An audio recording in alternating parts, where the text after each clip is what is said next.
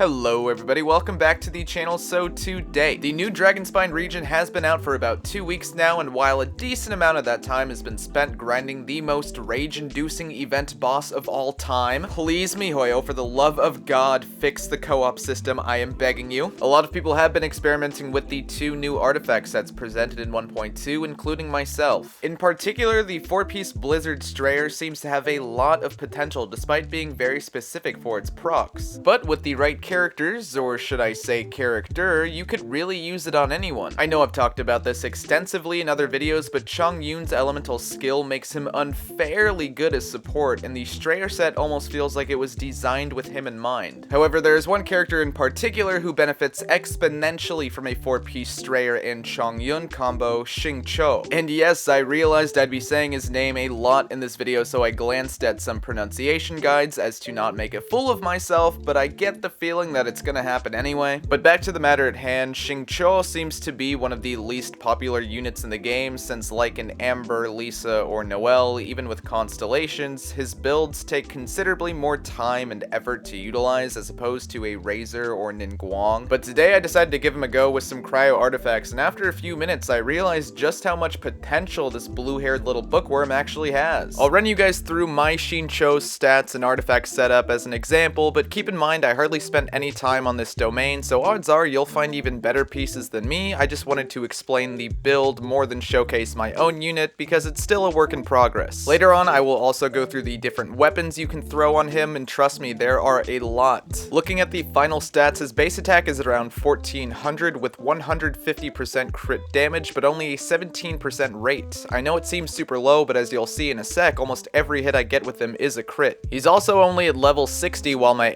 AR is up at 50, which means Xinqiu doesn't even have the 20% hydro damage bonus from his next ascension. So moving on to team dynamics, obviously your best option would be double cryo resonance, so I'm going to throw in Qiqi and Chongyun, but they're both pretty interchangeable between Diona and Kaya depending on what your team needs and what you have. Chongyun is still the best option regardless though, since you'll be making use of Blizzard Strayer's 2-piece effect with all normal hits being cryo infused. So combined with resonance, Xinqiu has a 55 base crit rate against frozen enemies on top of whatever you have in substats. And with his elemental burst adding consistent hydro damage, your enemies will always be frozen with Chongyun's E and Xinqiu's burst both active. Needless to say, crit damage, energy recharge, and attack percent are the main stats you want to be looking for with this build, and for your goblet you can go either with cryo or hydro damage depending on how high your energy recharge is. Cryo damage of course adding more to his normal attacks, and hydro adding to his burst and skill. Even while considerably under-leveled in both talents and artifacts, my Xinqiu is making quick work of these enemies. You can argue that this battle plan negates the need for a healer or shield user, since eternally frozen enemies can't hit you. Of course, there are some enemies like slimes and abyss mages that can render this unit a bit useless, so it's still a good idea to have some diversity for your 4th party slot. You can also just drop cryo resonance if your crit rate substats are good enough. But again, I was too excited to make this video after discovering the wonders of Freeze Master Xinqiu, so with little artifact investment, I need the resonance, but that doesn't mean you will too. As you guys can see though, almost every hit I'm landing is a crit with both normals and his burst, despite his base rate being at 17%, and the numbers would be a lot higher with his talents and artifacts completely leveled up.